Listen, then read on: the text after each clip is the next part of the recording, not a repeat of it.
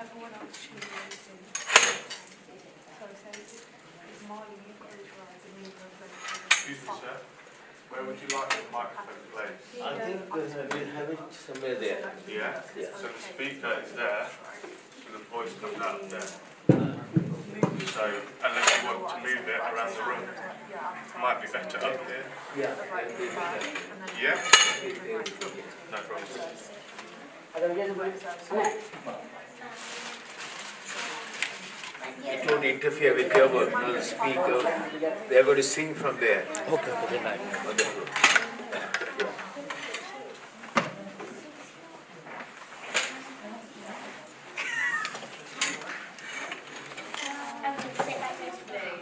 You okay?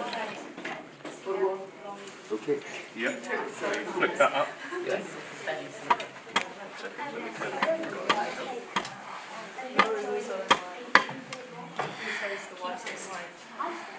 I say, look at your Flick that up.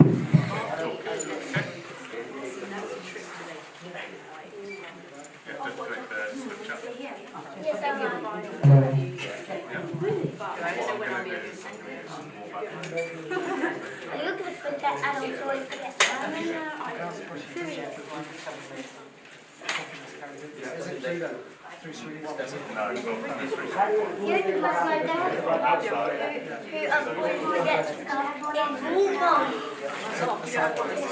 always forgets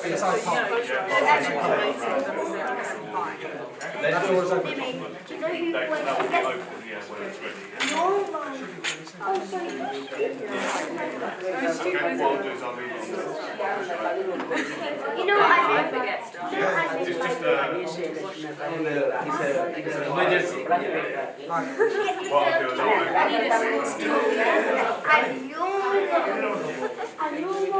Yeah, do you have a stool, a small stool?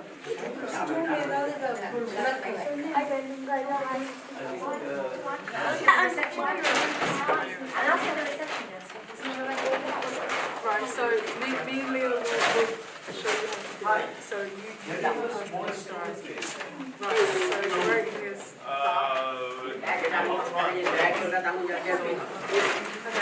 so Leo, That's all you need. Is it? Stool out of that other way. Wait a minute.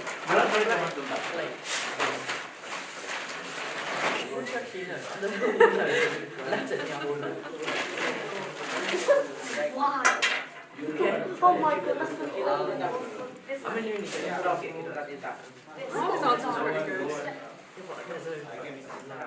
That's person, the past, that would be.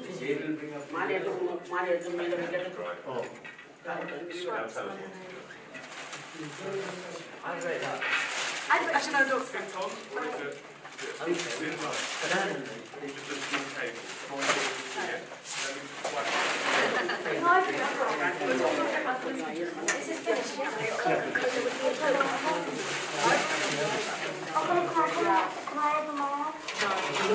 Give us a number to our hands.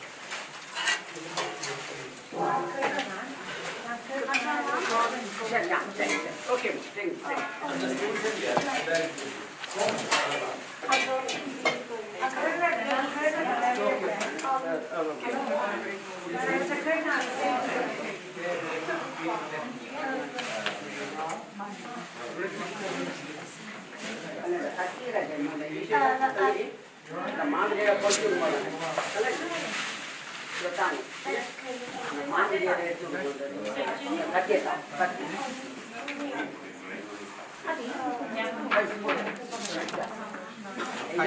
I'm Padman's cousin. Are you all set up? Oh, it's running now. Street. Oh,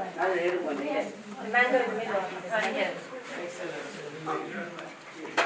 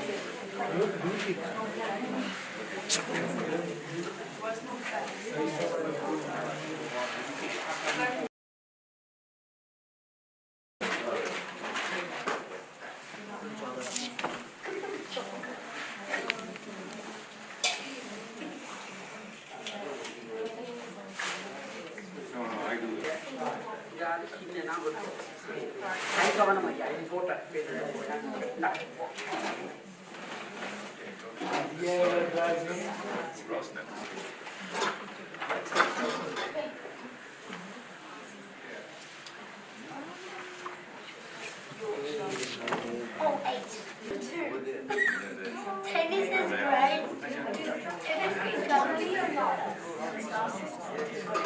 Grade 4, York.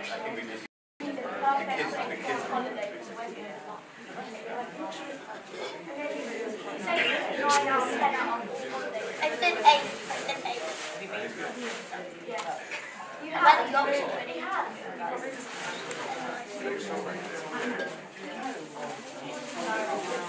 The forbidden nail of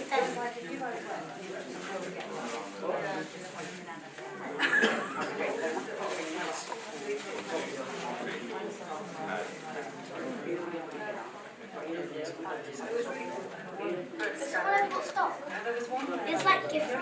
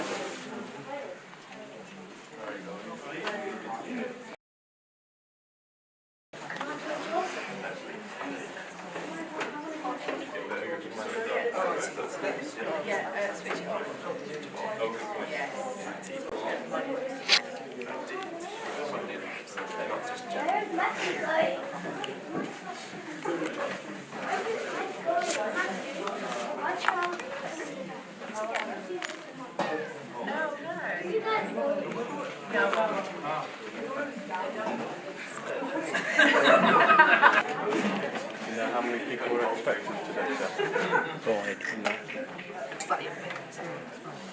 Sorry. Wait, this is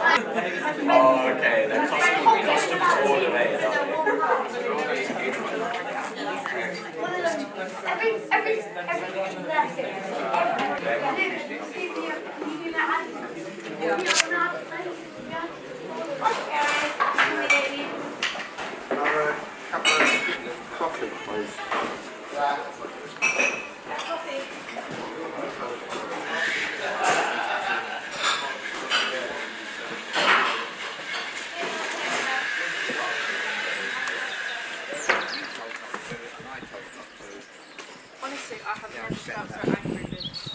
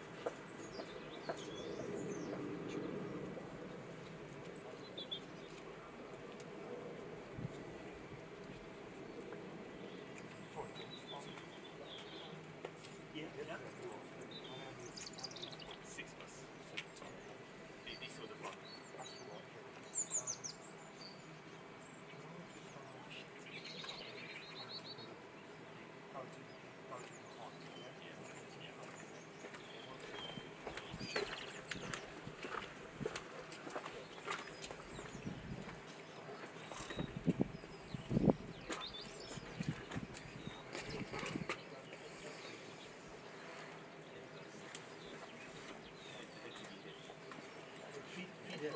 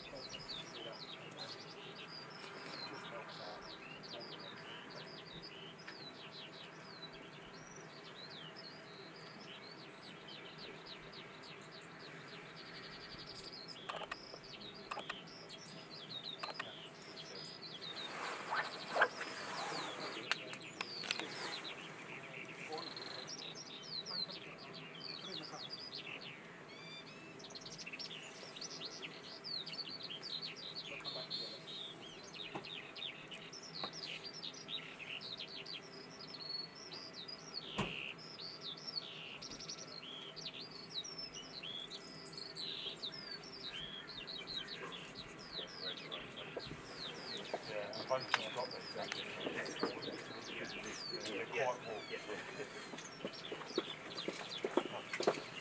exactly.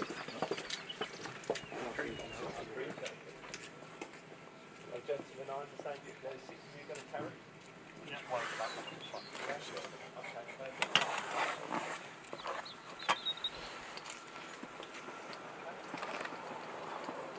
So 2 front guys here, 2 little guys.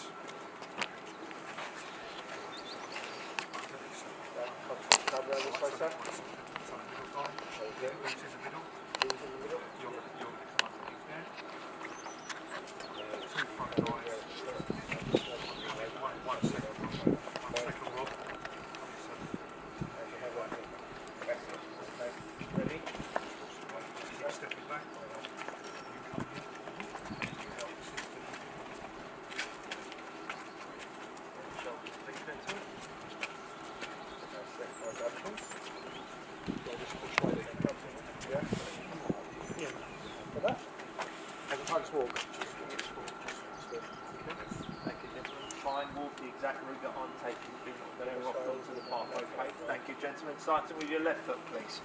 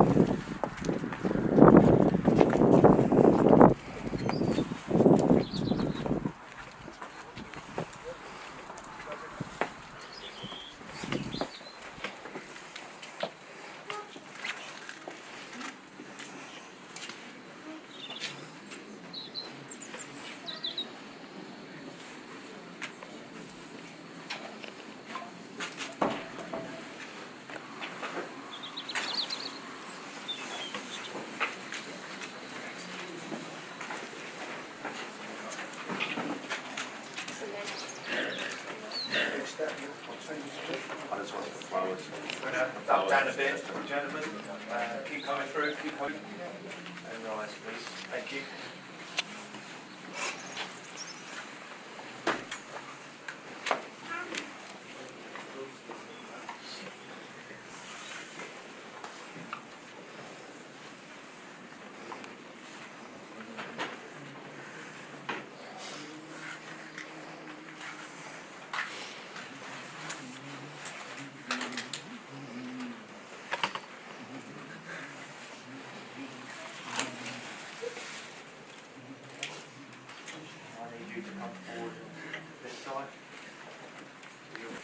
Hands off your shoulders. That's it.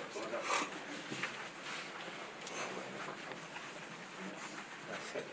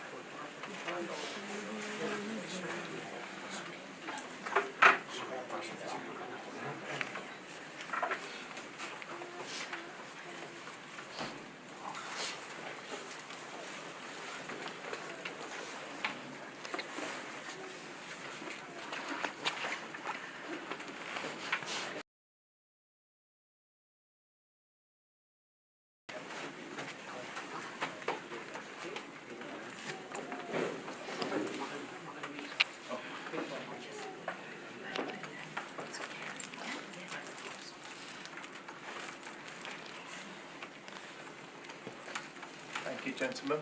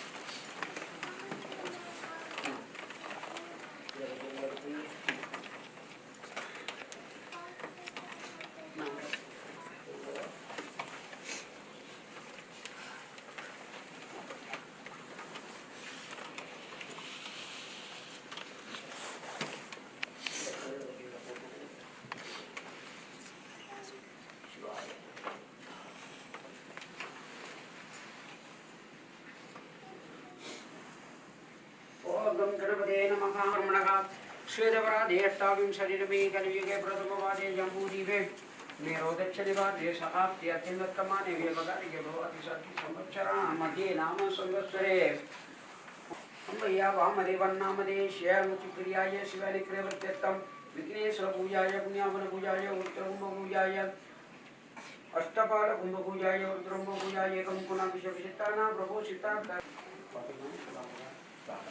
Ramdevan नामदेश्य Maithili नामदेश्य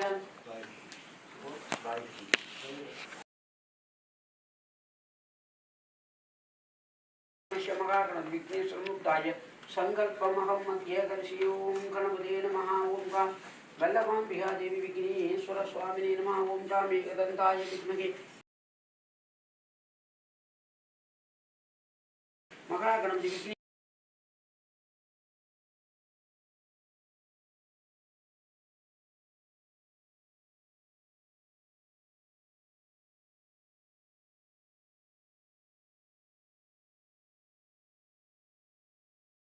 दन्नो दन्ति गणेशाय प्रचोदयात् ओं महागणेशाय नमः शिवाय नमः ओं सिद्धमुद्राय नमः ओं विघ्नेश्वराय नमः विघ्नेश्वरमूर्तये नमः शिवाय नमः ओं गां दीपलक्ष्मी देवी ओं महागणपति विघ्नेश्वर स्वामिने नमः ओं गां नमः ओं गजकर्णिकाय लंबोदराय विकटाय विघ्नेश्वराय विनायकाय धूमकेतवे नमः ओं गां गणाधीशाय नमः ओं गां बालचंद्राय नमः ओं गजाननाय नमः ओं वल्लभाम्बिका देवी विघ्नेश्वर स्वामिने नमः ओं तरतडिले नमो दमिदाय मध्ये सवत्रमिति वत्रत्रवैगाय स्वानिन सम्मुख्य सर्वतपिमन्त्रेवं पूर्वे सदा सुरत्वगुप्ताय नमः सुशान्तभद्राय नमः दद्रजरिपुरुषरत्वगुप्ताय ओं गां शिव शिवा देवमूर्ताय घोरकृताय ओं तत्पुरुषमूर्ताय ईशानमूर्ताय नमः ओं गां Siva Shivaya Nama Om Gam Shivamurti Matarata Vidyarata Surata Sudaya Nama Om Gam Shivamurti Nama Oyadevi Vigneswaraya Om Surim Grim Glaungam Ganapade Nama Om Gam Megadantaya Vitmage Vakradundaya Dimjidanno Gandhi Ganeshaya Prasodayadu Om Surim Grim Glaungam Ganapade Om Mahagande Nama Om Gam Shivamurtaya Nama Shiva Shivaya Nama Om Ishanam Sarvavidyanam Ishvara Sarva Bhutanam Brahmana Brahmano Sivostu Sadhage Om Ganeshaya Nama Om Ganadriraya Gananadaya Ganadivaya Gadandadardaya Lambodhraya Vigadaya Vigneswaraya Om Kamaga Ganapateswara Nampuram Nivedam Sivaya Nama Om Shiva Nakura Niranjanam Dakshayam Om Gam Dakshanishaya Vitmage Vakra Tundaya Vindidanodam Dani Namaha Om Gam Maham Ganapate Namaha Om Gam Ganapate Namaha Om Gam Playai Om Ganapate Namaha Om Ganeshwaraya Namaha Ganapate Swami Namaha Om Shiva Shivaya Namaha Om Gam Satyojanam Vamadevan Mahoran Daktur Samishanam Murtaya Shiva Shivaya Namaha Astraya Brahmaha Astraya Brahmaha Astraya Brahmaha Astraya Brahmaha Astraya Brahmaha Astraya Brahmaha Astraya Brahmaha Om Devarapati Om Shiva Shivaya Namaha Vidiyata Mansilakshinam Sroda Vikrama Kolamiti Mavarida Kadijana Padivara Arulinammi Padivara Arulinammidu Kodai Vadivinar Payil Vali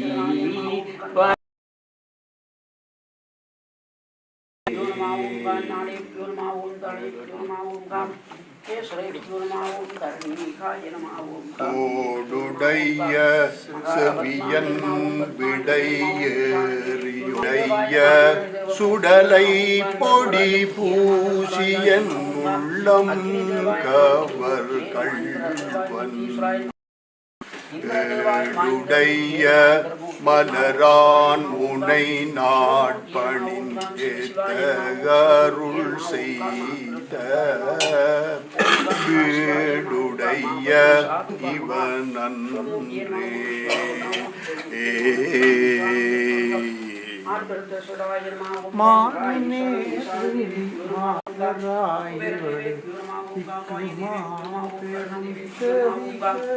Nirdi Devaya Nama Om Dharmaraja Devaya Nama Om Kamukhe Devaya Nama Indra Devaya Nama Om Kamukhe Devaya Nama Om Sramukhe Nama Om Kamukhe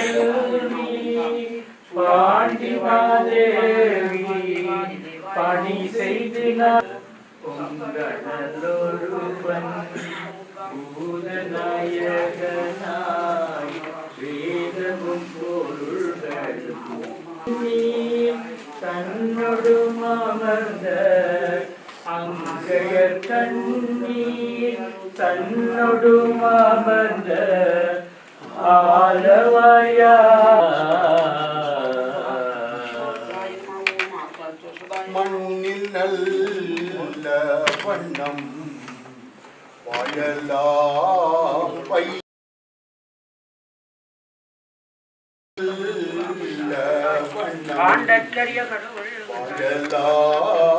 வைகனும் கண்ணில் நல்ல கதிக்கு மதுகுரும் மதுமல வளநகர் பெண்ணில் நல்லாளோடும்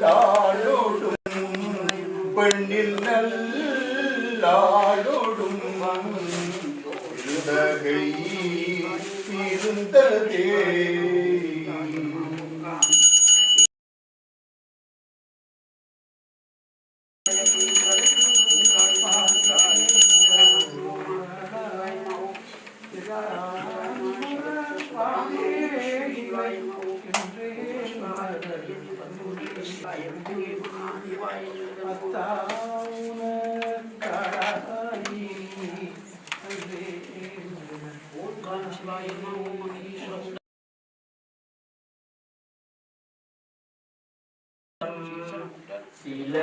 சிலம்பொலியலம்பும் திரை கடலரவம் சிலம்பொலியலம்பும் நிமலர் நீரணின் திருமேனி வரை கெடுமகளோ பாக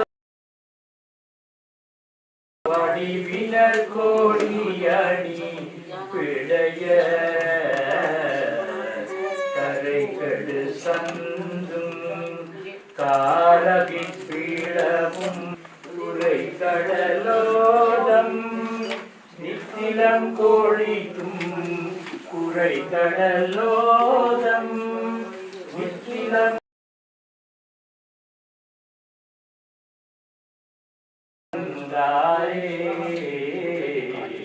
கோணமலை அமர்ந்தாயே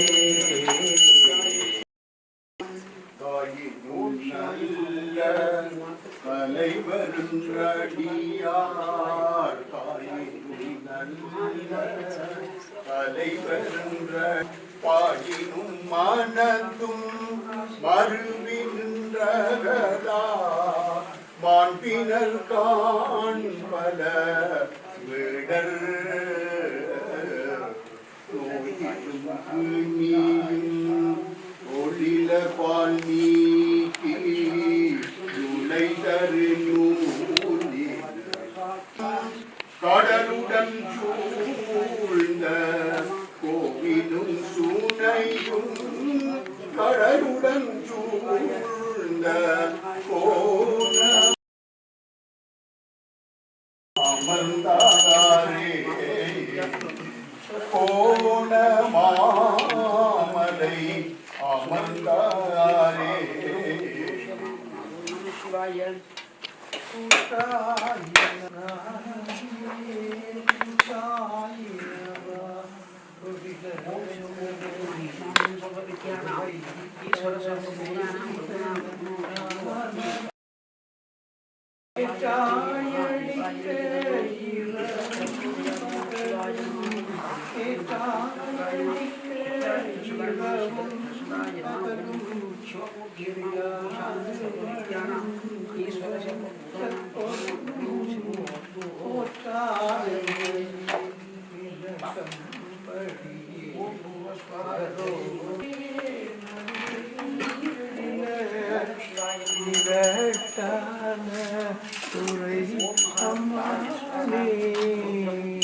முடியீடை வைத்தார் உமையாளோடும் உண்ணாமுலை உமையாளோடும் உடனாகிய ஒருவன் பெண்ணாகிய பெருமான் மலை பெண்ணாகிய பெருமான் மலை திருமாமணி திகழ மண்ணார்ந்தன அருவி தீரள் மழலை மூழ அதிரும் அண்ணாமலை தொழுவார் வீணை அண்ணாமலை தொழுவார் வீணை பழுவா வண்ணம் அருமே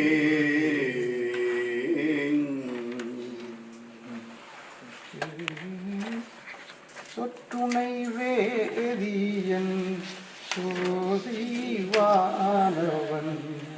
ஒற்றுணை தீர்ந்தழி பொருந்த கைதொழ சொற்றுணை வேதியன் சோதிவானவன்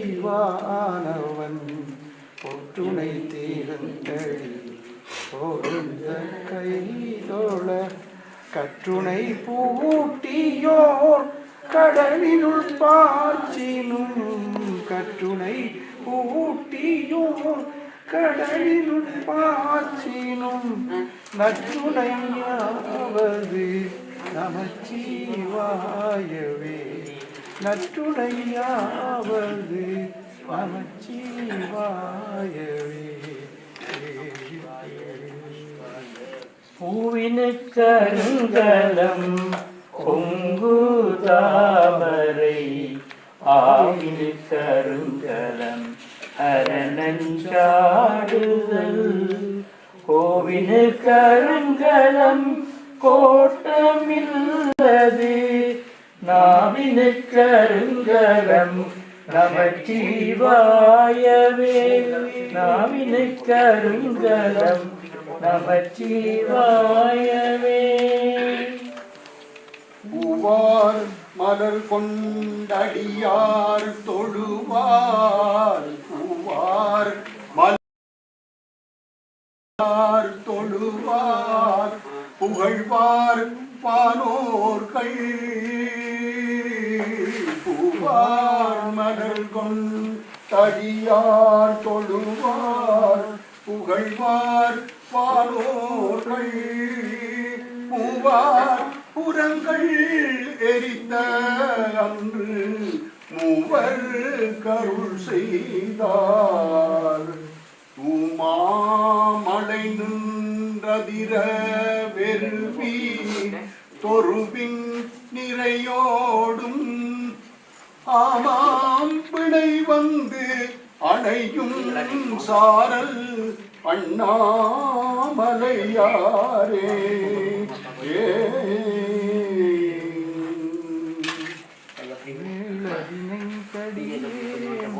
உமை தடும் கைதொழுவேன் உமை நித்தலும் கைதொழுவேன் பாடகர் கண்மடவாள் அவள் வாடி வரும் சாமி கோளிலியும் பெருமான் உண்டை தூச்சில நெல்லு பெற்றேன் ஆளிலையம் பெருமான் அவை அட்டி தர பணியே நத்தார் படை ஞானன் பாசு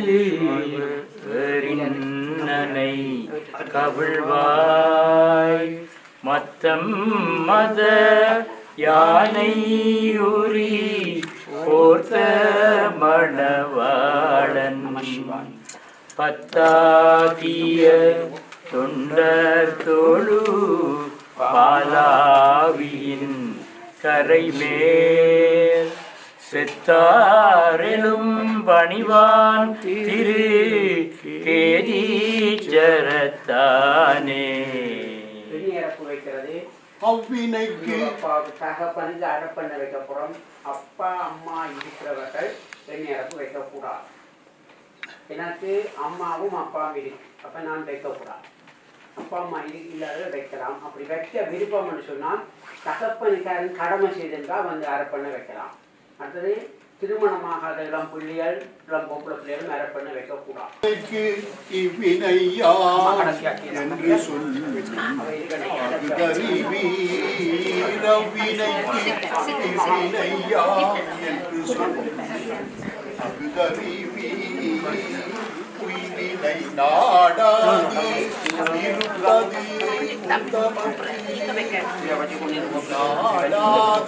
அந்த கரைக்கும் வாங்க, நீங்க எப்படி வாங்க இந்த கரைக்கும் தொட்டு நெத்தியில வைக்கக்கூடாது. தொட்டு உச்சந்தலையில வைக்கணும். நெத்தியில தொட்டோம்னா எண்ணெயில கைவினை செய்து எம் பிரான்கடல் போற்றுதும் தாமதியோ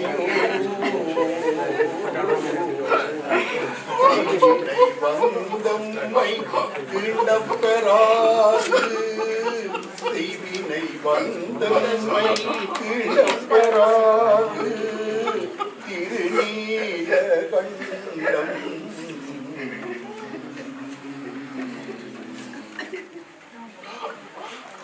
உடலெங்கும் பொறிகலங்கி நெறிமயங்கி அறிவு அணிந்து விட்டு ஐமேலுந்தி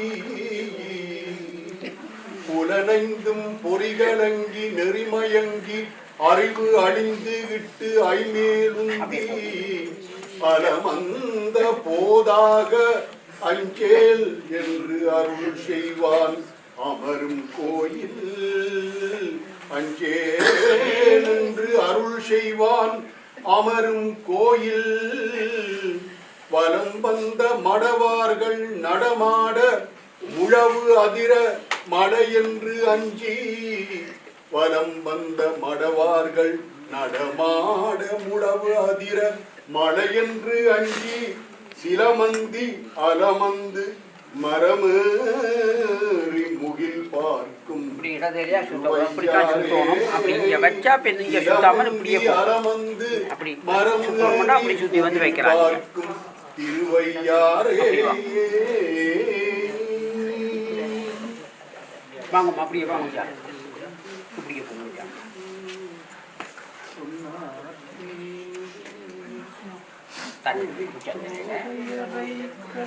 உச்சந்தலையில் வைக்கணும்மா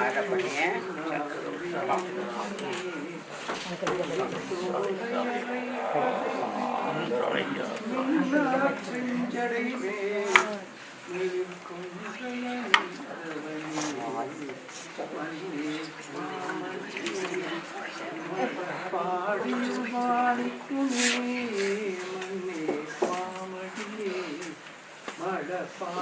பாடியுமாணிக்கமே அன்னே உன்னையல்லால் யாரை நினைத்தேன் அன்னே உன்னையல்லால் யாரை நினைத்தேன்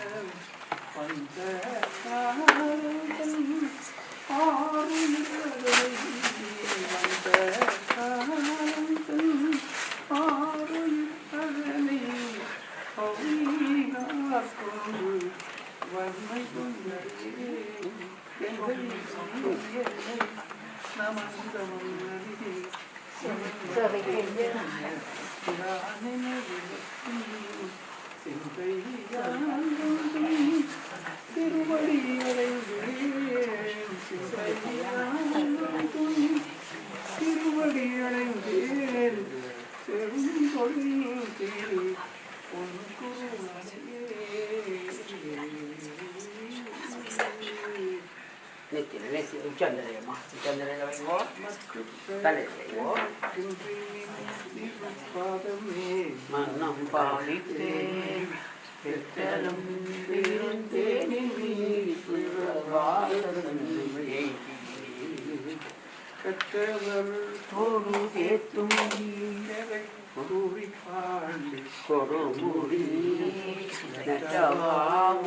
நான் மறக்கிலும் சொல்லு நமச்சிவா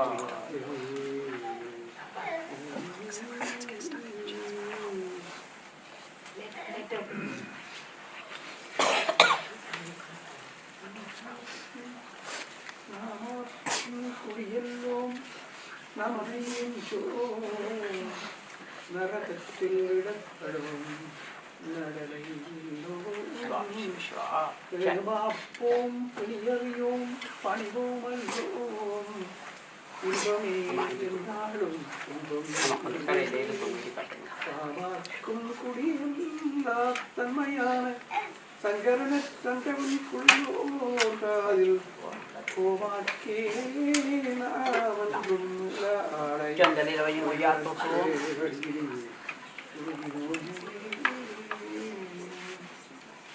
எல்லா உலகமும் ஆனாயே தேசம்பம் இருந்தாயே நல்லாரை நன்மை அறிவாய் நீயே ஞானச் சுடவிளக்காய் நின்றாயே பொல்லாவினைகள் அறுப்பாய் நீயே புகழ்ச்சேவடியன் மேல் வைத்தாயே செல்வாய செல்வந்தாய் அருவாய் நீயே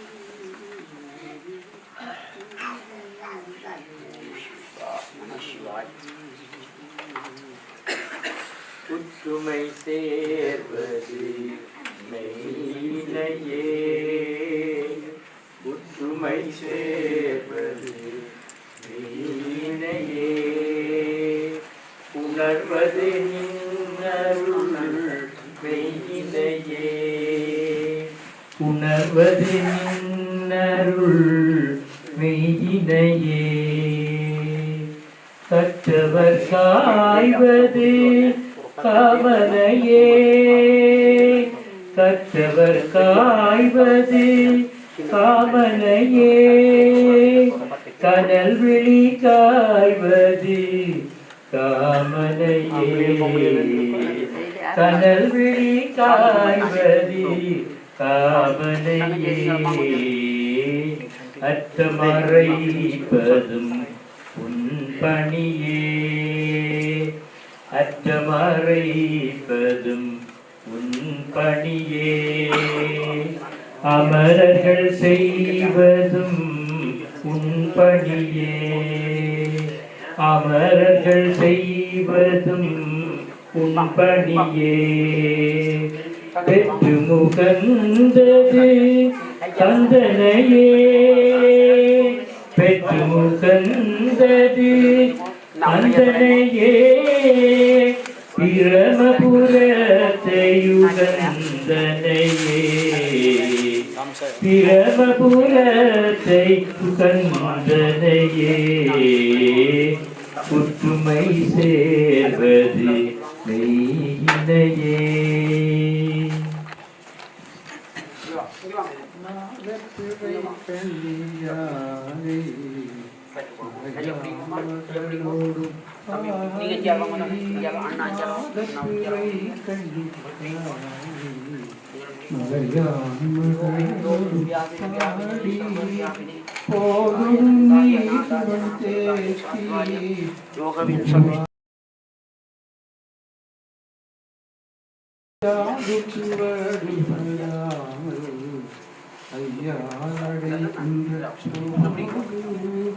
காதல் மடப்பிடியோடும்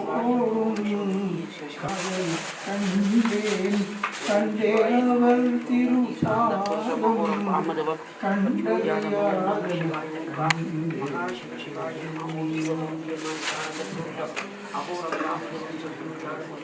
வாயானை மனத்தானை மனத்துள் நின்ற கருத்தானை வாயானை மனத்தானை மனத்துள் நின்ற கருத்தானை கருத்தறிந்து முடிப்பான் தன்னை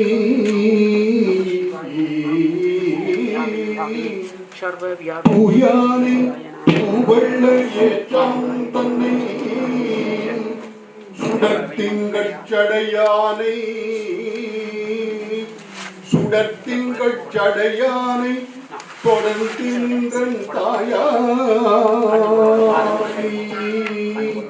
தவமாய தன்மையானை தொடர்ந்து நின்றன் தாயானை தவமாய தன்மையானை தலையாய தேவாதி தேவர்க்கு என்றும் சேயானையே தலையாய தேவாதி தேவர்க்கு தேவர்க்கு என்றும் சேயானை தென்கூடல் திருவாலவாயி தென்கூடல் திருவாலவாயி சிவனடியே அரியானை அந்தணர்தம் சிந்தையானை அரியானை அந்தணர்தம் சிந்தையானை அரும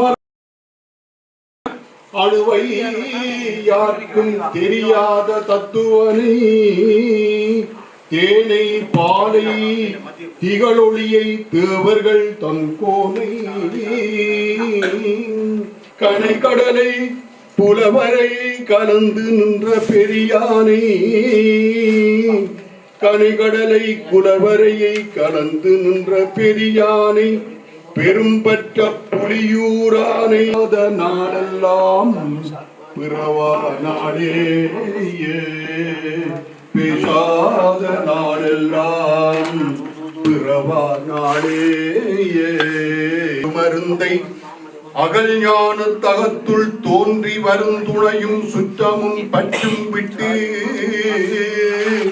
வான்புலன்கள் அகத்தடங்கி மடவாரோடும் பொது நீக்கி தனை நினைய வல்லோர்க்கு என்றும் பெருந்துணையை பெரும்பற்ற புலியூரானே பேசாத நாளெல்லாம் பிறவா நாடேயே பிறவா நாடேயே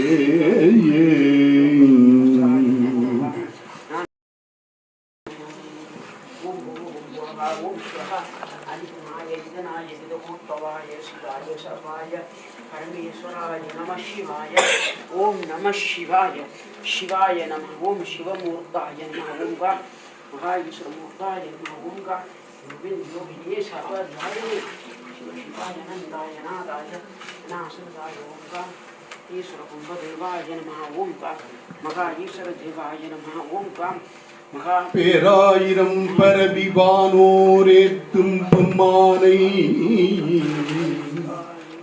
பேராயிரம் பரவிவானோரேத்தும் பெம்மானை பிரிவியிலா அடியார்க்கு என்றும் வாராத செல்வம் வருவிப்பானை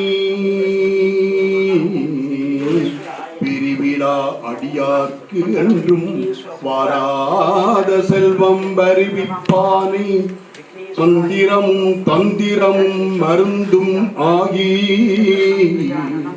தீரா நோய் தீர்த்து அருளவல்லான் தன்னை தீரா நோய் தீர்த்து அருளவல்லான் தன்னை திரிபுரங்கள் தீயழ சிலைகை கொண்ட போரானை திரிபுரங்கள் தீயழ சிலைகை கொண்ட போரானை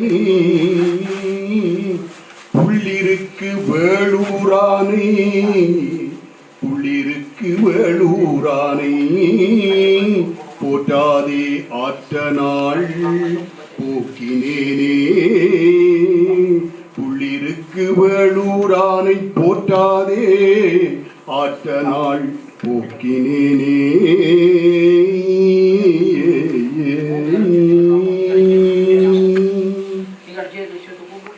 எத்தாயர் எத்தந்தை இச்சுற்றத்தார் கம்மாடு சும்மாடாவல் நல்லாகார்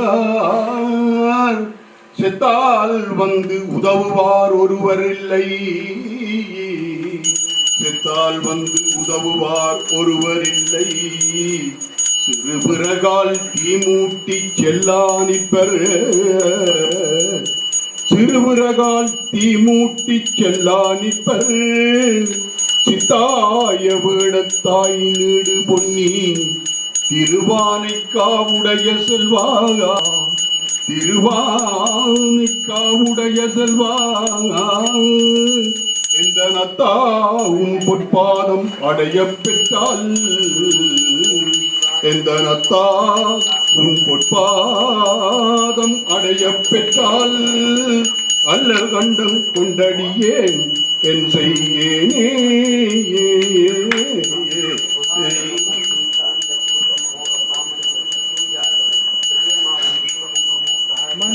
இனத்தகத்தான் தலைவேலான் வாக்கினுள்ளான் தன்னடியே இனத்தகத்தான் இமயவசம் சிரத்தின் மேலான் இரண்டத்து அப்பான் செம்பொன் புனத்தகத்தான் நறுங்குன்றை போதினுள்ளான் பொறுப்பிடையான் நெருப்பிடையான் காற்றினுள்ளான் கனத்தகத்தான் கைலாயத்து உச்சியுள்ளான் காலத்தியான்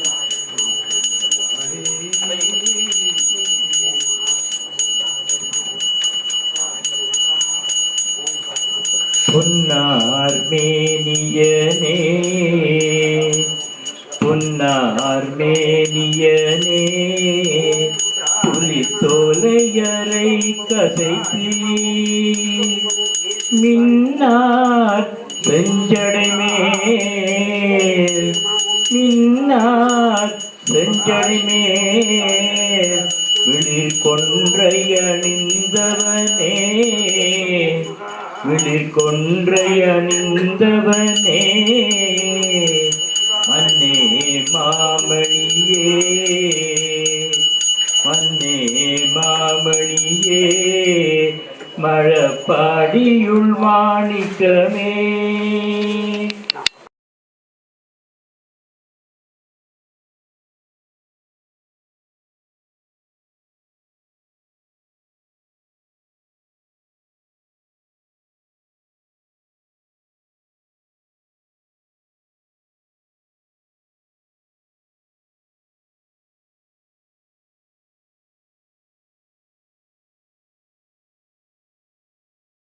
யார் தாயார் உடன் பிறந்தார் தந்தையார் தாயார் உடன் பிறந்தார் தாரமார் புத்திரரார் தாந்தாமாரே தாரமார் புத்திரரார் தாந்தாமாரே வந்தவாறு எங்கனே போமாறேதோ வந்தவாறு எங்கனே போமாறேதோ மாயமாம் இது மாயமாம் இதற்கேதும் மகிழ வேண்டாம் மாயமாம் இதற்கு ஏதும் மகிழ வேண்டாம் இந்த ஈர் உமக்கொன்று சொல்ல கேள்மின் சிந்தையீர் உமக்கொன்று சொல்ல கேள்மின் திகழ் முடியும் வாளரவும் திகழும் சென்னி எந்த யாரு திருநாமம் நமச்சிவாய என்று எழுவார்க்கு இரு விசும்பில் இருக்கலாமே.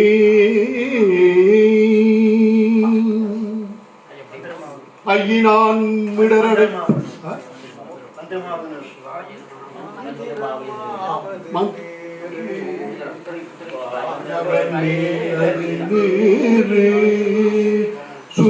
சுந்தரமாவது நீரு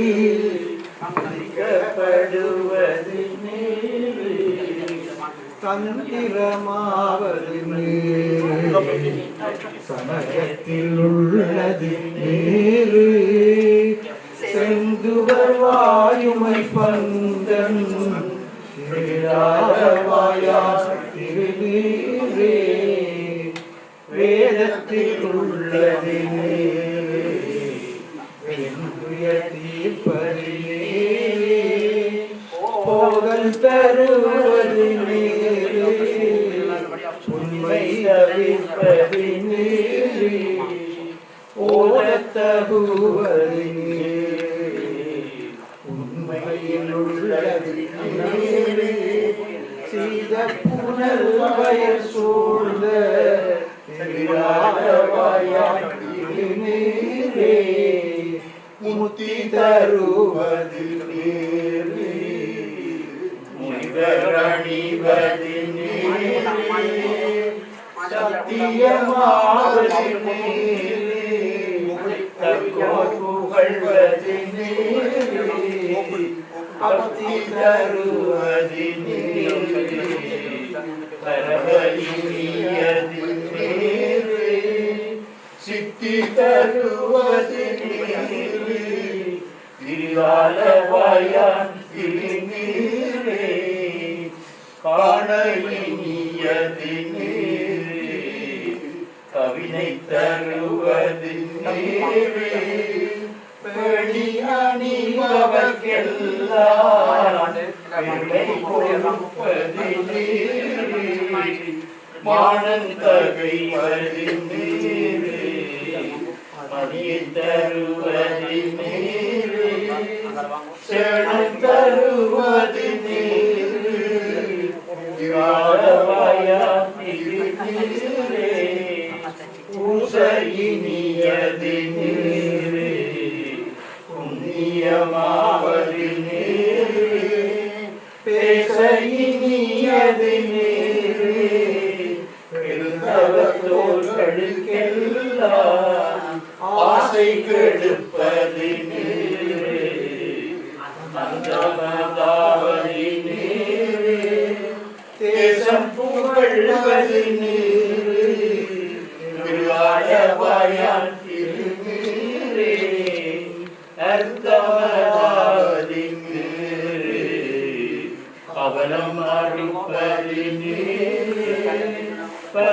பணிப்பது நீரே வானம் அளிப்பது நீரே பொருத்தமாவது நீரே புண்ணிய பூசும்பல் நீரே திருத்தகுமாளிகை சூழ்ந்த திருவாளவாயான் திருநீரே கைலது அட்டது நீரே திருமைக்கும் உள்ளது நீரே பயிலப்படுவது நீரே பாக்கியமாவது நீரே பிழை தடுப்பது நீரே சுத்தமதாவது நீரே அழை பொறியரு சூழ ஆழவாயான் திருநீரே ராவணன் மேலது நீரே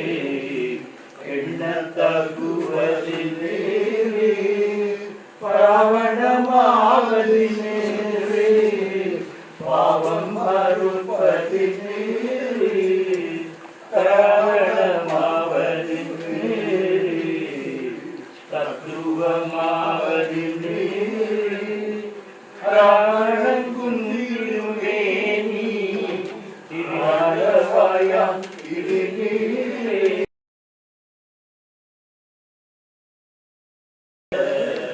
வண்ணமும் உள்ளது நீரே மேலுரைத்தவர்கள் தங்கள் வெண்பொடி நீரே கேளவுடம் மதருடது நீரே ஆலமருங்கமிடம் கையர்களோடு கூட பண்டிகை பிப்பது நீரே கருதனியது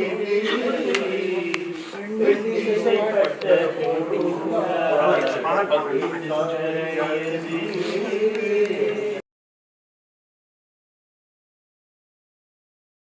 அழவாயான் திருநீரே ஆச்சரணம் விடையேறும் ஆலவாயான் திருநீரே போற்ற புகழினிதாயும் சுரையார் சிவாயனமந்தன் தேவிதனை உடற்குற்ற நிபிணியாயின தீர சாத்திய பாடல்கள் பற்றும் நல்லவன் நல்லவன் மகா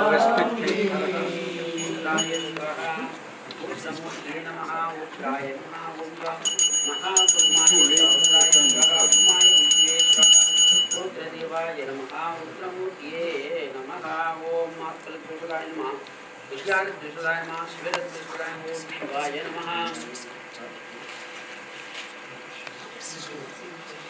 Kamaha Brahmaya Svaha Buddhaya Svanamburam Nivedanam Tasayami Om Pura Niranjana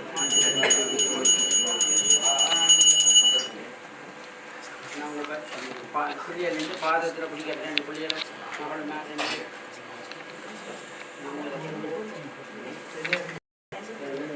மேலே பாதத்தில் நாங்கள் கால் மாட்டேன் 2 மகள் நடனம் அதை பிடிக்க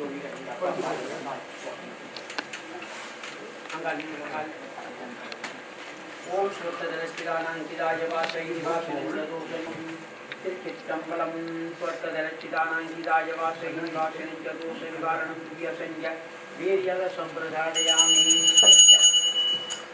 முத்துனராமம் உமா சத்தியும் கோடியும் பார்மகளும் நாமகளும் பல்லாண்டிசையும் சித்தியும் கௌரியும் பார்வதியும் கங்கையும் வந்து கவரி கொள்வின் நத்தன்னையா பூவியல் வாசடையும் பேரார்க்கு ஒத்திருக்கும் நம் இழிக்க வேண்டும் மாவின் வடுவாகிறன்ன கண்ணீர் பூவின் தொண்டர் பரமாவி இதன் கோரும் கூத்தன் தேவியும் தானும் வந்தம்மையாட சுந்தர நிறணிந்தும் வழுகி தூய பொன் சிந்தி நீதி பரப்பி இந்திரன் கற்பகம் நாட்டி எங்கும் வெளிச்சூட அந்தர போனான் ஆடியான் நாதன் இழந்தாத ஆளுமையாள் பொருணச்சி தேசமுடைய அடியவர்கள் நின்று நிலாவுகன்று வாழ்த்தி தேசமெல்லாம் புகழ்ந்தாடும் கட்டி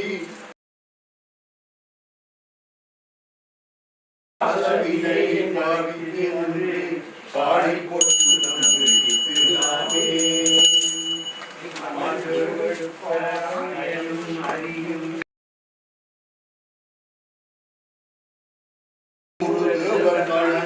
எல்லாம் நாம் வீட்டின் பல்லெடுக்க விட்டோம் செறிவுடை மாதிரி கைதவில்லி இருவேகம் பஞ்சம் பொற்போய் ஆடப்பொட்டு நான் நானே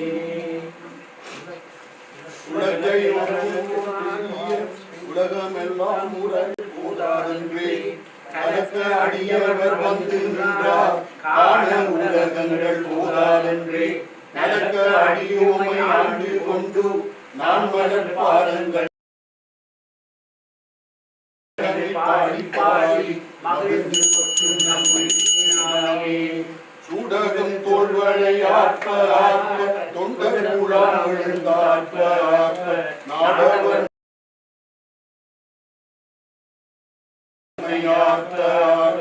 பாடகம் வெள்ளடியார்க்கும் மங்கை பங்கினன் எங்கள் பராபரனுக்கு காடக மாமலை அமர்வோங்கு வாழடங்கள் மடமங்கையில் வரிவடையாற்பவன் கொங்கை கொண்ட தோழியில் உண்டம் சுவங்கிலங்க சொல்லி சொல்லி நான் கொண்ட நான் மலர் பாதம் காட்டி நாயின் கடைப்பட்ட நன்மை இம்மை ஆட்கொண்ட வண்ணங்கள் பாடி பாடி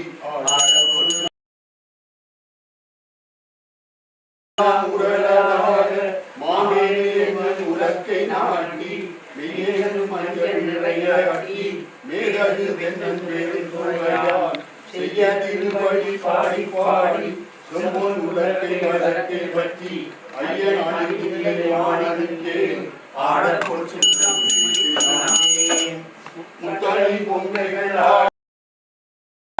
வண்டினம் ஆட ஆட சித்தன் சிவனோடும் ஆட ஆட கண்பணி ஆட ஆட பித்தன் பிரானோடும் ஆட ஆட குரவின் குரலோடும் ஆட ஆட வண்ணமும் பாடி பாடி தேடுமின் பெருமானை தேடி சித்தங்களி கொந்திகைத்து தேடி ஆடி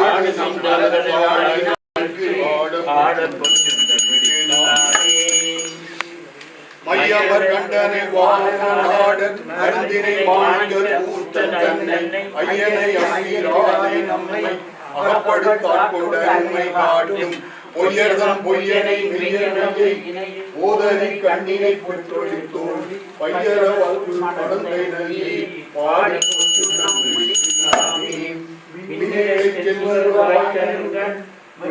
பன்னரன் செங்கொழி என்னுடைய தன்னுடைய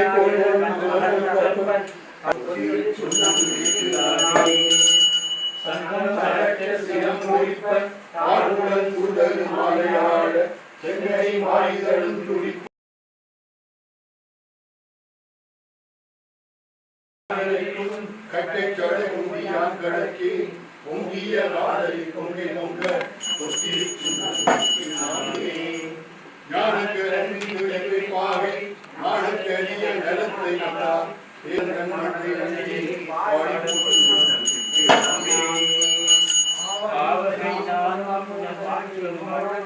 ஆச்சையும் மன்னங்கள் பாடுமே தேவகணமும் கண்டறியா பாடி பாடி ஏனக மாமலை கொன்றை பாடி சிவபுரம் பாடி தீர்க்கடலே பாடக மாமலை பாடி ஓனக மாமலை சுடல் பாடி ஒற்றிரை அயந்தலை கொண்டு சாடல் பாடி அருகனையில் பறித்தல் பாடி கயந்தனை கொன்றுரை போர்த்தல் பாடி கொண்ட நயந்தனை பாடினின் காடி நாடி நாதற்கு பட்ட மரம் கொன்றை மாலை பாடி மத்தமும் பாடி மதியும் பாடி செல்வம் பாடி கட்டிய மாகணம் கச்சை பாடி கங்கணம் பாடி கவித்த கைமேல் விட்டு நின்றாடும் மரபம் பாடி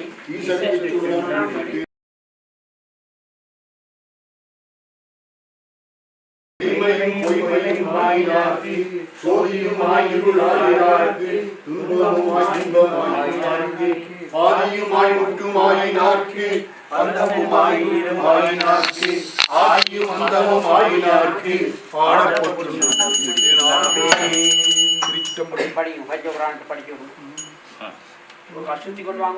அம்மையே அன்பினில் விளைந்த ஆரமுதே பொய்மையே பெருக்கி பொழுதினை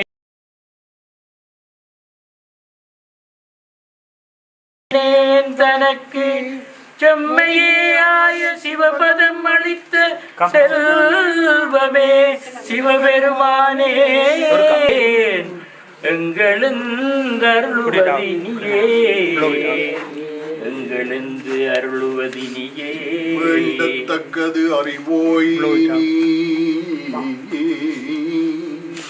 வேண்டத்தக்கது அறிவோய் நீ வேண்ட முழுதும் தருவோய் நீ வேண்டும் அயன்மார்க்கு அறியோய் நீ வேண்டி என்னை பணி கொண்டாயே வேண்டி என்னை பணி கொண்டாய் யாது அருள் செய்தாய் யானும் அதுவே வேண்டி நல்லால் வேண்டும் பரிசொன்று உண்டு என்னில் வேண்டும் பரிசு ஒன்று உண்டு என்னில் அதுவும் அந்தன் விருப்பன்றே நரியை குதிரை பரியாக்கி நரியை குதிரை பரியாக்கி ஞானமெல்லாம் நிகழ்த்துவித்து பெரிய தென்னன் மதுரையெல்லாம் பெரிய தென்னன் மதுரையெல்லாம் பிச்சது ஏற்றும் பெரும் துறையாயி அரிய பொருளே அவிநாசி அப்பா அரிய பொருளே அவிநாசி அப்பா பாண்டி உள்ளமே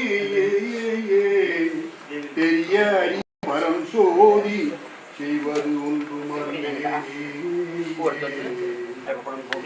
அரிய பரம் சோதி செய்வது ஒன்று அறியேனே பரிசு படைத்து அருளும்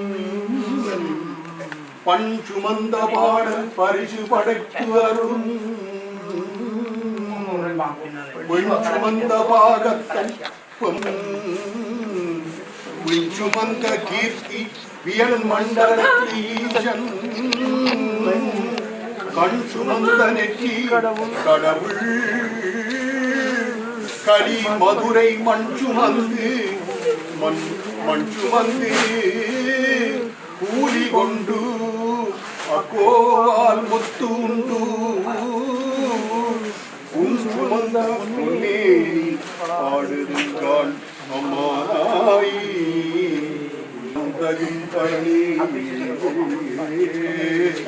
பாருடு நாய் பரந்தையும் பரணி பசு ஒளிவாய் சிவபுரத்து அரசே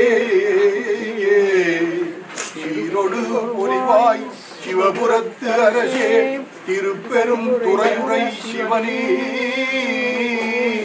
யாகில் வாழ்கிலேன் கண்டாயே வருக என்று அருள் புரியாயே கண்களிரண்டும் அவன் கண்களிரண்டும் அவன் கடல் கண்டு களிப்பன ஆகாதே காரிகையார் வாழ்விலன் வாழ்வு கடைப்படும் ஆகாதே மண்களில் வந்து பிறந்திடும் ஆகாதே மண்களில் வந்து பிறந்திடுமாறி மறந்திடும் ஆகாதே ஆகாதே மாலறியாமலர் பாதம் இரண்டும் வணங்குதும் ஆகாதே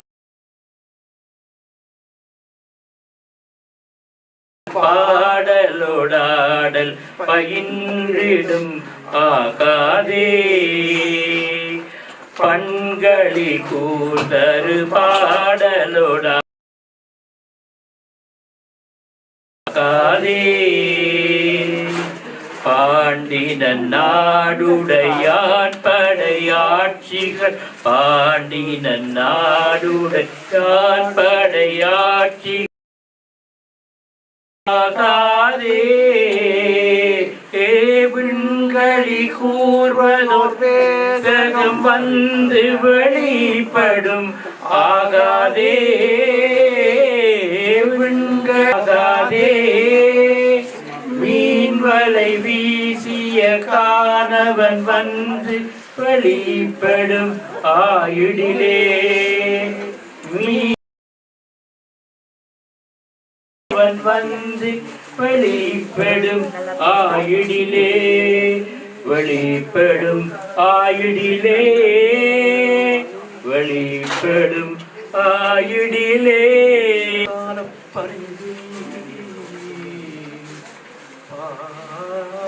பாண்டினையூட்டும் தாயினும் சால பரிந்துணி பாவியேனுடைய ஊரினை உருக்கி உள்ளொளி பெருக்கி உழப்பிட ஆனந்தமாய தேனினை சொறி சிவபெருமானே யான் உனை தொடர்ந்து சிக்கன பிடித்தேன் எங்கு எழுந்து அருள்வது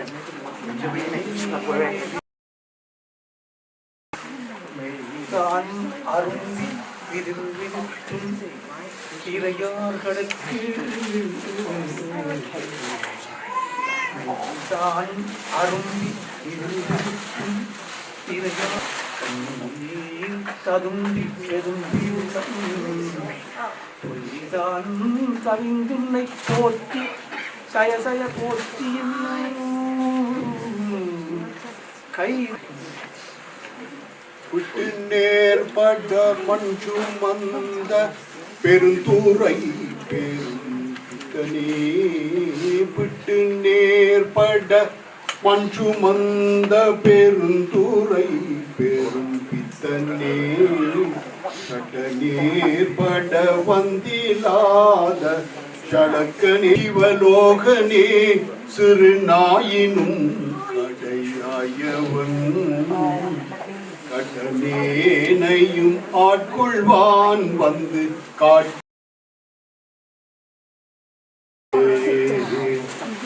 கடலேனையும் ஆட்கொள்வான் வந்து காட்டினாய் கழுச்சுன்றிலே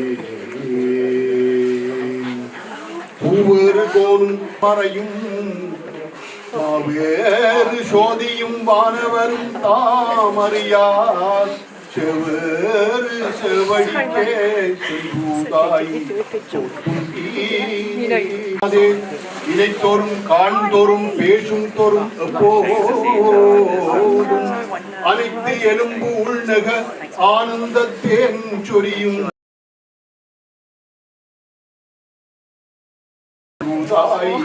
கோத்தும்பி அம்மையே அப்பா ஒப்பிலாமணியே அன்பினில் விளைந்த பொய்மையே பொய்க்கு பொழுதினை சுருக்கும் புழுத்தலை புலையன் தனக்கு செம்மையே ஆய சிவபதம்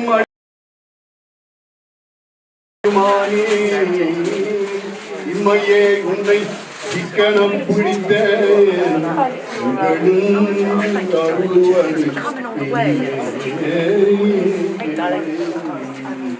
திருவிழாக்கு 1000 திருநாமம் பாடினாம்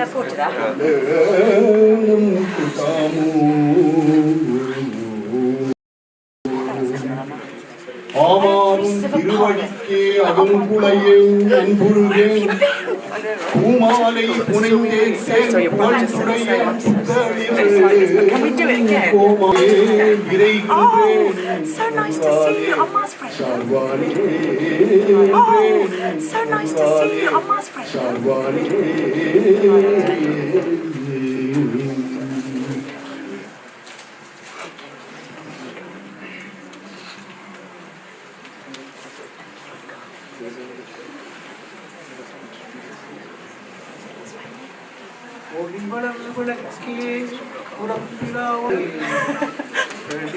It's okay, right? Do the best you can.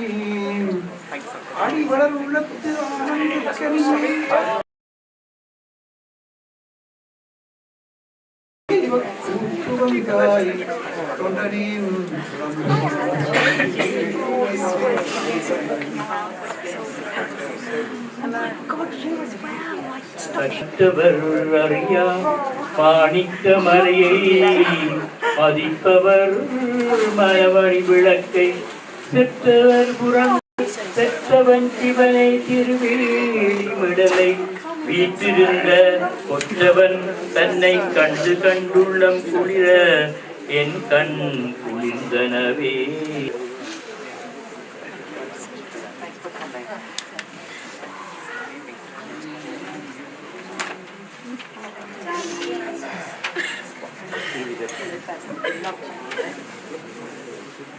பாருடு பின்னாய் பரந்தயம் Bharani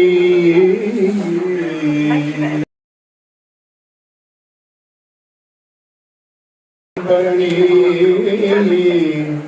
பற்றினான் மற்றிலேன் கண்டாயி பற்றினான் மற்றிலேன் கண்டாயி பொலிவாய் சிவபுரத்து அரசே சீரொடு பொலிவாய் சிவபுரத்தரசே இருப்பெரும் துறையுரை சிவனே ஆண்டனி அருளிலை ஆனால் வாறு கடல் உலகில் வாழ்கிறேன் கண்டாய் வருக என்று So grateful to you all the way.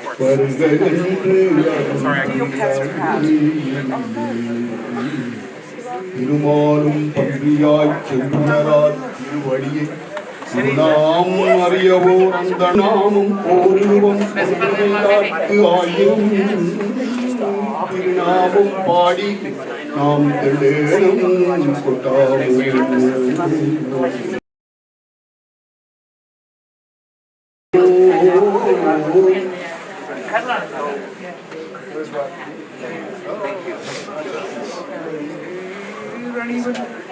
குன்றமே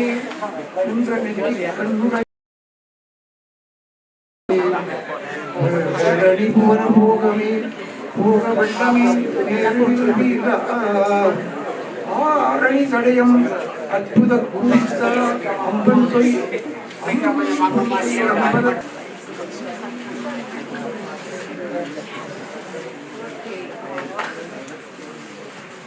ஆமாறும் திருவடிக்கே அது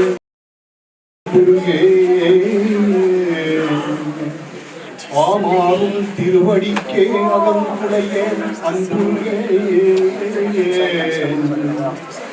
பூமாலையே கோமானின் திருக்கோயில் பூகன் மெழுகன் பூத்தாள் கோமானின் திருக்கோயில் பூகன் மெழுகன் பூத்தாளே சமாரே விரைகின்றே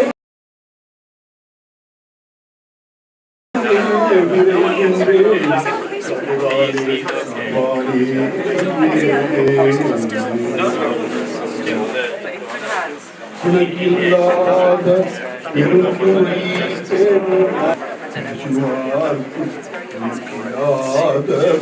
இன்பமே வரும் இன்பமே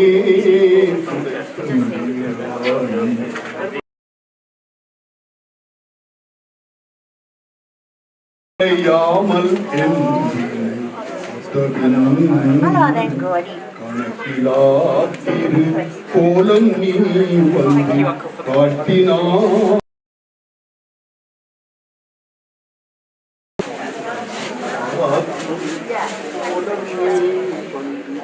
காட்டினாய் கடு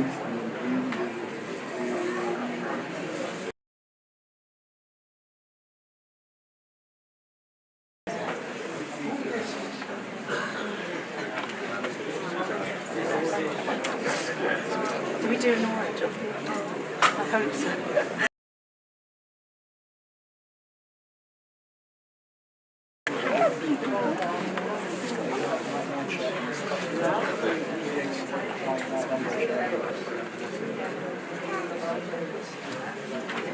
Thank you.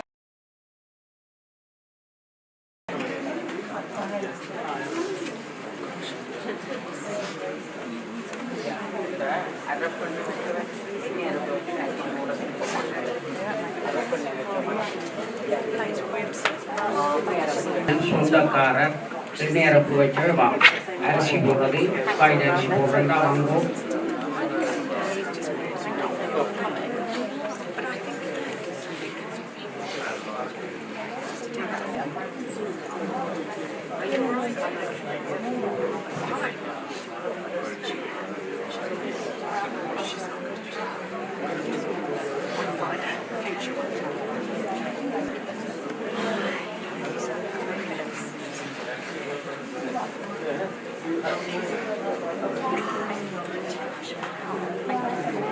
Bango, என்னுடைய வாங்க bango ya bango. அரப்பண்ண வச்ச மட்டும் bango. அடி எடுவதி அரிசியோ முந்தன்.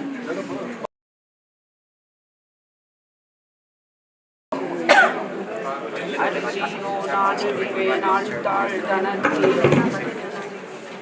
வருஷம் பார்த்து மகிழாமல் வாயில போட்டாச்சு.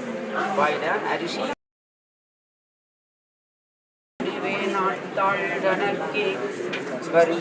Hello, those who did the Arapanna can come and do the Vaikarsi now. But you've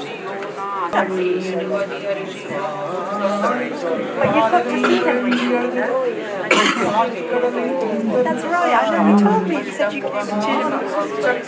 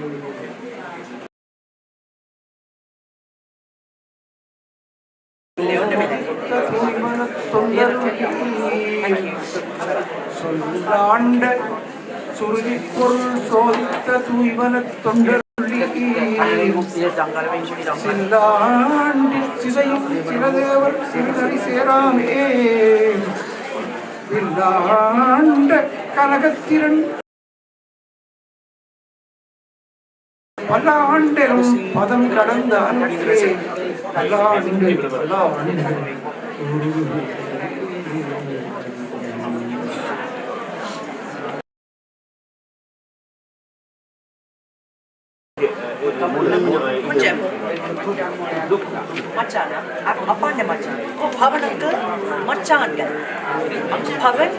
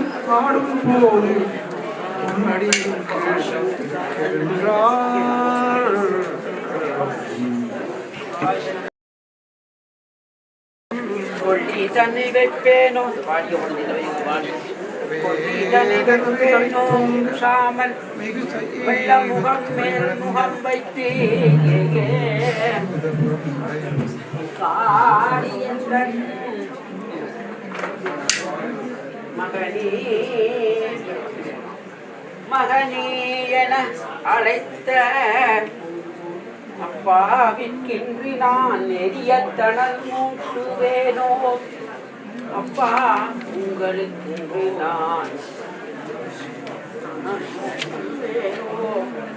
பட்டிலும் தொட்டிலும் மேலும் தோல் மேலும் கட்டிலும் என்ன வெற்றி காதலித்து முக்கிய காப்பாற்றி சீராட்டும் அப்பாதனம்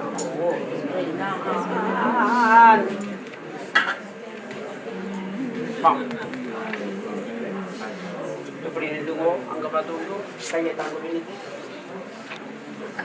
பெரிய தணல் முட்டு வேணோ அப்பா நின்றுங்கோ அப்படியே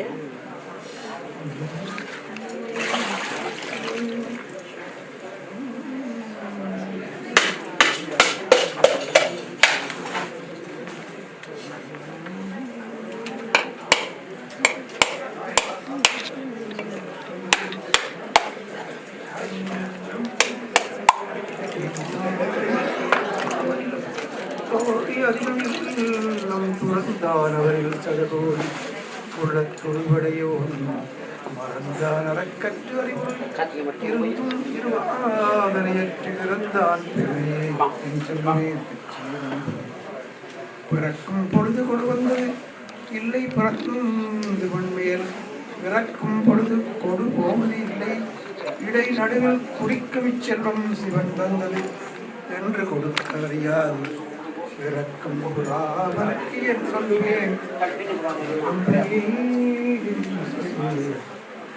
கல்லாப்பிளையும் கல்லாப்பிளையும் பிழையும் பிழையும் எல்லா பிழையும் கட்சியே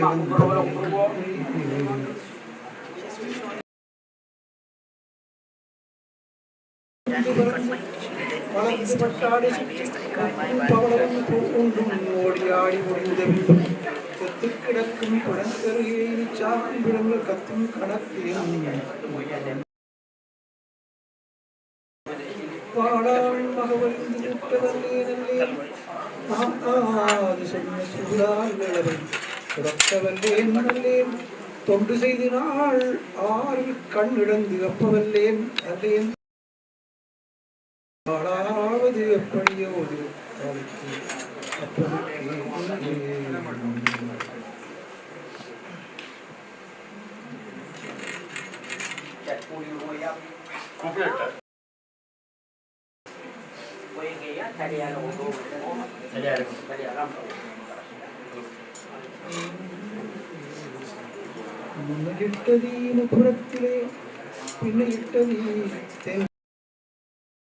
Ask you just to make your way to a seat for a moment, just until we have the coffin out of the chapel. Immediate family are going to follow behind the coffin. I'm going to kindly ask that anybody else, please do not follow the family in the coffin. Thank you. But if you could kindly make your way to your seats for me, please.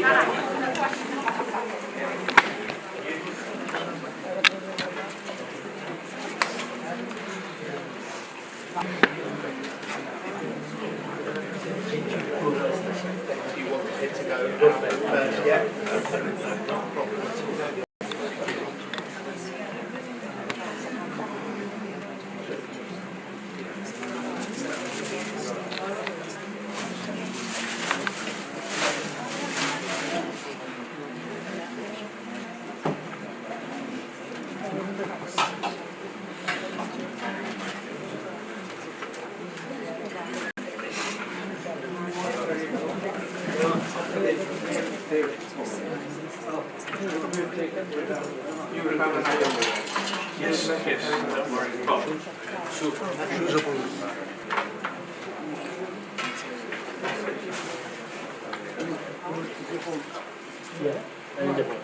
So if I can have the 6 gentlemen come forward, please. So if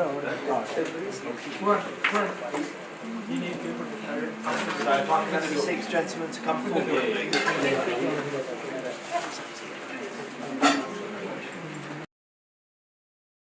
So 6 gentlemen to come forward.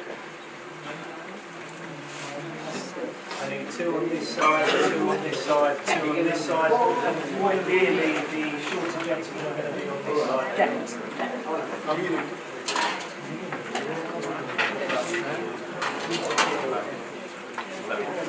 So you come forward.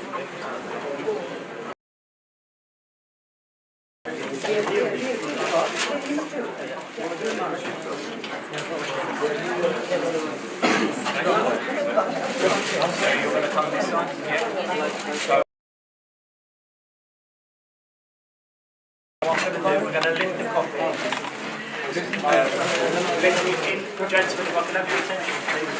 We're going to lift the coffin into your hands. We're going to turn.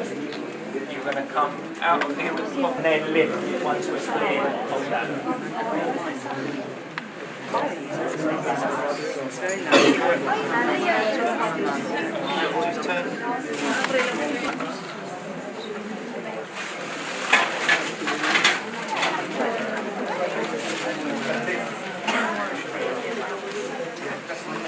ladies and gentlemen, you go. Thank you.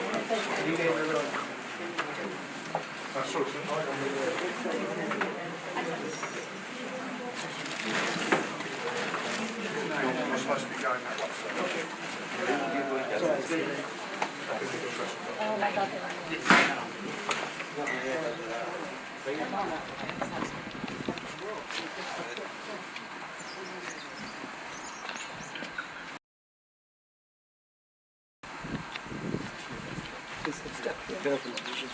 Step.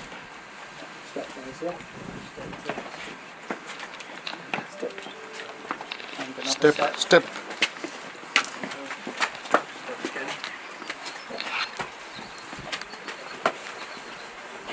Okay, turn towards me. Just sidestep. Perfect. And forward.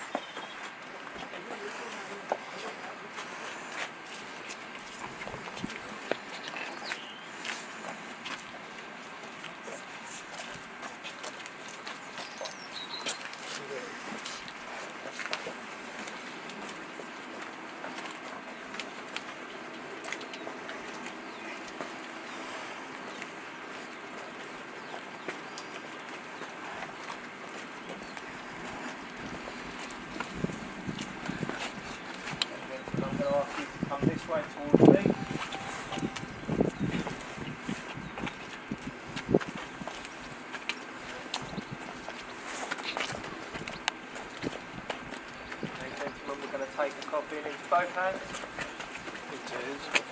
Take the coffin off your shoulders into both hands. Side. Just take a step back.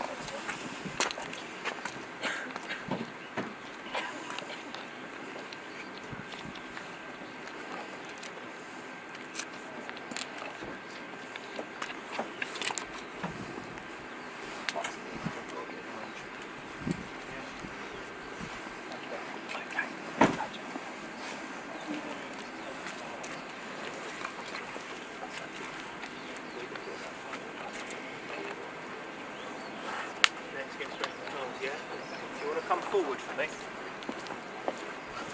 Here you go, we're going to get straight in the car.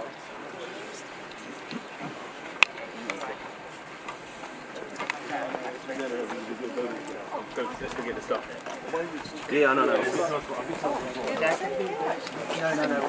we took it out. We brought it around. We're going to go around this way. Yeah. Should we go around that way? I think you're going to have more room. I know we're going to change seats. Yeah, no, that's fine. That's absolutely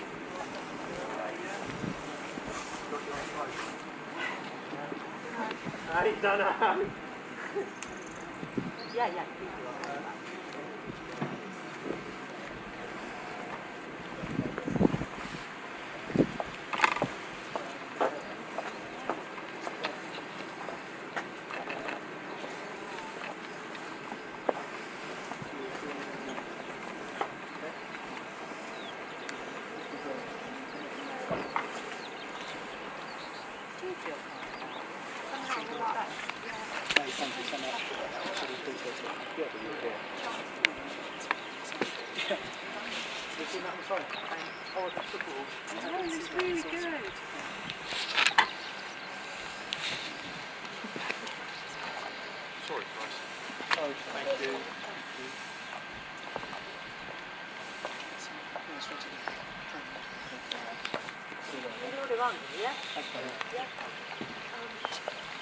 Sorry, something. Let's see this. Miles of the film.